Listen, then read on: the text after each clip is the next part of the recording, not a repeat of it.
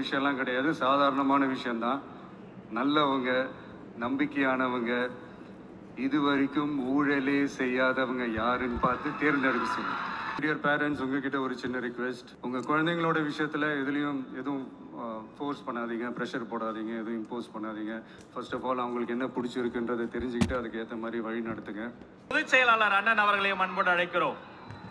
அவரோடு சேர்ந்து நம்முடைய நிர்வாகிகளும் சேர்ந்து மலர் போல் மனம் படைத்த அந்த மாமனிதருக்கு மலர் கொத்து கொடுத்து வருக வருக என இந்த நிகழ்ச்சிக்கு மேடைக்கு வரவேற்பு செய்கிறோம்.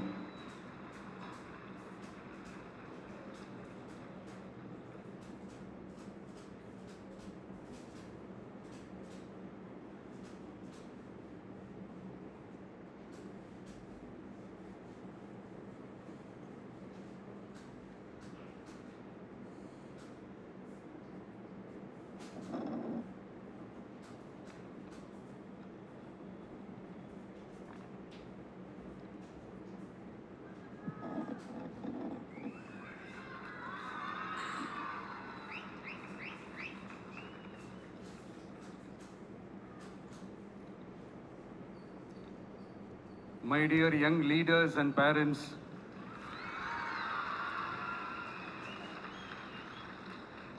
என் நெஞ்சில் குடியிருக்கும் உங்க எல்லாருக்கும் என்னுடைய வணக்கம் வணக்கம் வணக்கம் வணக்கம்.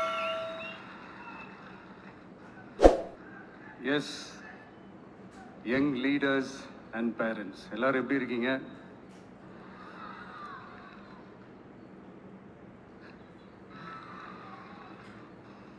உங்க எல்லாரையும் சந்திச்சதுல மிக்க மிக்க மகிழ்ச்சி. Thank you thank you. Love you too. First of all, congratulations for your this beautiful achievements. படிப்புல சாதிக்கணும் தான், படிப்பும் சாதனை தான், அதான் மறுக்கல.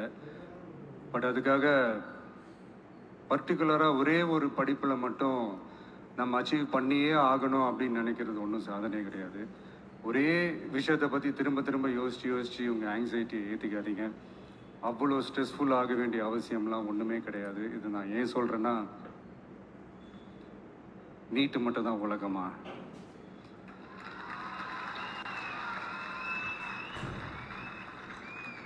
நீட்டை தாண்டி இந்த உலகம் ரொம்ப ரொம்ப பெருசு. அதில் நீங்கள் சாதிக்க வேண்டியது பல விஷயங்கள் இருக்கு. அதனால் இப்போவே உங்கள் மைண்டை ரொம்ப ஸ்ட்ராங்காக வச்சுக்கோங்க, டெமோக்ராட்டிக்காக வச்சுக்க கற்றுக்காங்க. ஏன்னா டெமோக்ரஸின்னு ஒன்று இருந்தால் தான் இந்த உலகமும் சரி, இந்த உலகத்தில் இருக்கிற எல்லா ஃபீல்டும் சரி, ஒரு ஃப்ரீடமாக இருக்க முடியும். அது மட்டும் இல்லை, ஒரு முறையான ஒரு டெமோக்ரஸி இருந்தாலே போதும், எல்லாருக்கும் எல்லாமும் ஈக்குவலாக கிடைக்கும். அதனுடைய ஃபஸ்ட்டு ஸ்டெப்பாக உங்கள் வீட்டில் இருக்கிற எல்லாருக்கிட்டையும் சொல்லுங்கள், அவங்கவுங்களுடைய ஜனநாயக கடமையை ஒழுங்காக செய்ய சொல்லுங்க.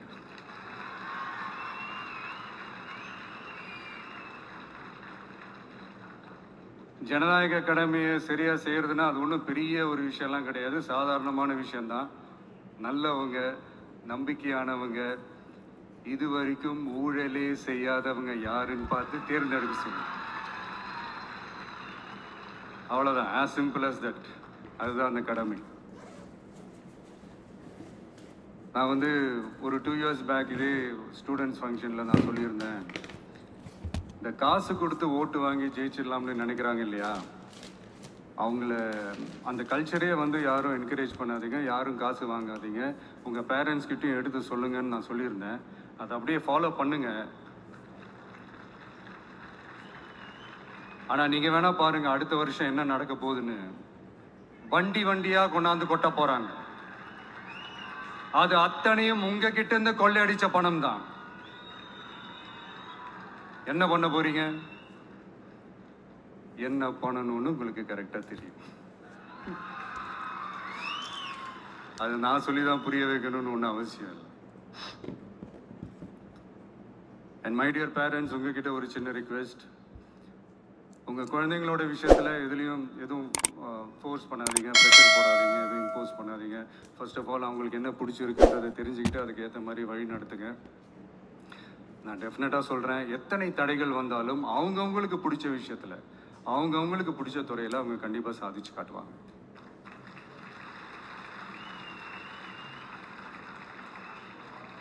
அண்ட் இன்னொரு முக்கியமான விஷயம் உங்ககிட்ட நான் ஷேர் பண்ணணும்னு நினைச்சது என்னன்னா, இந்த சாதி மதத்தை வச்சு இந்த பிரிவினை வளர்க்கிற அந்த சிந்தனை பக்கமே போயிடாது. அந்த சிந்தனை உங்களையோ இல்லை உங்கள் மைண்டையோ டிஸ்டர்ப் பண்ணுற அளவுக்கு அதை அலோவ் பண்ணவே பண்ணாதீங்க. விவசாயிகள் என்ன சாதி மதம் பார்த்தா பொருளை விளைய வைக்கிறாங்க? தொழிலாளர்கள் என்ன சாதி மதம் பார்த்தா பொருளை உற்பத்தியில் ஈடுபடுறாங்க? இவ்வளையே இயற்கை அம்சங்களான வெயில் மழையில் சாதி இருக்கா, மதம் இருக்கா? எப்படி இந்த போதை பொருட்களை எப்படி நம்ம அறவே ஒதுக்கி வைக்கிறோமோ அதே மாதிரி இந்த சாதி மதத்தையும் ரொம்ப ஸ்ட்ரிக்டா தூரமா, எவ்வளோக்கு எவ்வளோ தூரமா அதை ஒதுக்கி வைக்கிறீங்களோ அவ்வளோக்கு அவ்வளோ அதை தூரமா ஒதுக்கி வச்சிருங்க. அதுதான் எல்லாருக்குமே நல்லது. ஏன்னா இப்போ ரீசெண்ட் டைம்ல பாத்தீங்கன்னா தந்தை பெரியார் அவர்களுக்கே சாதி சாயம் பூச ட்ரை பண்றாங்க. ஒன்றிய சிவில் சர்வீஸ் எக்ஸாம்ல கூட சாதி சாயம் பூசுற மாதிரி ஒரு கேள்வி ஒன்று கேட்டு வச்சிருக்கிறாங்க. இதையெல்லாம் வன்மையாக கண்டிக்கிறோம்.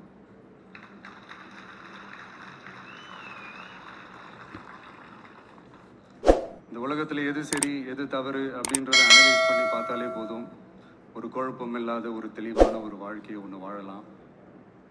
எதுக்கும் ரொம்ப எமோஷ்னல்லாம் ஆகாதீங்க, அவ்வளோ வருத்தலாம் இல்லை. டெக்னிக்கல் அண்ட் சயின்டிஃபிக் அப்ரோச்சோடவே திங்க் பண்ணுங்க. ஏன்னா வரப்போகிற இயர்ஸில் ஆல்ரெடி வந்துட்ட இந்த ஏஐ ஆர்டிஃபிஷியல் இன்டெலிஜென்ஸ் உலகத்தை எதிர்கொள்றதுக்கு அதுதான் ஒரே வழி.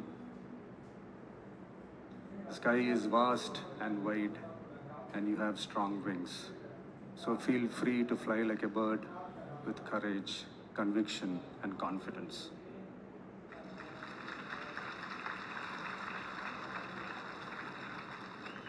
எவ்வளவோ பண்ணிட்டோம், இதை பண்ண மாட்டோமா? எவ்வளவோ பார்த்துட்டோம், இதை பார்க்க மாட்டோமா அப்படின்ற அந்த பாசிட்டிவ் நோட்டோடவே டிராவல் பண்ணுங்க. கான்ஃபிடென்ட்டா இருங்க, நல்லதே நடக்கும், வெற்றி நிச்சயம். மீண்டும் சந்திக்கும் வரை நன்றி, வணக்கம். நான் அடுத்த செட் ஆஃப் ஸ்டூடெண்ட்ஸ் கூட நான் நெக்ஸ்ட் வீக் போல் நான் மீட் பண்ணுறேன். ஸோ அவங்களுக்கும் சேர்த்து இன்றைக்கி நான் பேசினதாகவே இருக்கட்டும். ஏன்னா ஒவ்வொரு வாட்டி இந்த மாதிரி நான் அட்வைஸ் பண்ணிட்டு இருந்தேன்னா நல்லா இருக்காது, உங்களுக்கு போர் அடிச்சிடும். So thank you. எல்லோரும் வாங்க, மீட் பண்ணுவோம்.